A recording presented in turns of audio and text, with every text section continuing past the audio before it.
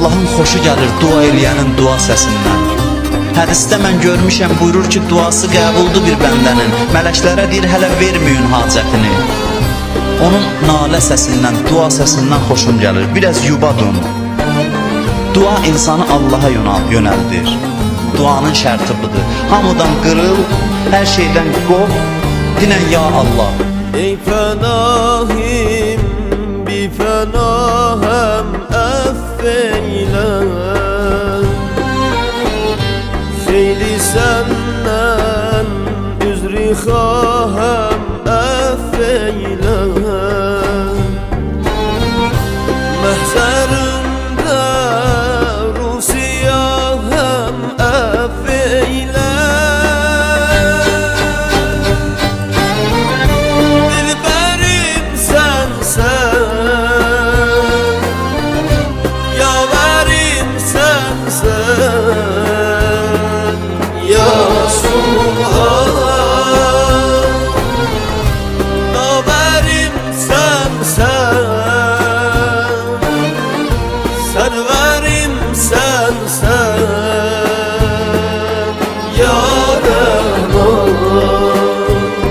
La yumkinul firaq min hökumətik.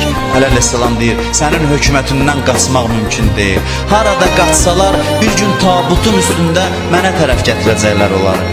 Bir gün ən əziz adamlarının çiynində mənə tərəf gələcəklər. Amma könüllü gəlmək başqa şeydir. Biri var səni kimsə çiyninə qoyub apara, ixtiyarsız gedəsən. Biri var ayağın hərəkət edir, öz ayağınla gələsən. Öz ayağınla gəlməyin qiyməti çox böyükdür. Soldu qəlbim, bağibansan gəlmişəm. Mehimanəm, mizibansan gəlmişəm. Öz anamdan mehribansan gəlmişəm. Sən nigarimsən, gülzarimsən, ya Subhan. Tacidarimsən, şehriyarimsən, ya Rahman. Sənə möhlət verdim, odur ki yubanma. Hələ də tövbə qapısı üzvə açıldı. Heç vaxtı naümid olmayın Allahın rəhmətindən. Başdan ayağa məhəbbət, rəhmət, bəlası da rəhmət olan Allahdır. Vallah, onun bəlasında da axtarsın bir rəhmət var. Sıxıntısına da baxsın bir rəhmət var. Ondan rəhmətdən başqa heç bir şey yoxdur. Onun əmri də rəhmətdir. Onun məhrumiyyəti də rəhmətdir. Onun bəlası da rəhmətdir. O, ancaq o şeylər eləyir ki, bizim xeyrimizə olsun. Qovma ya Rab, öz qapından əl-əman.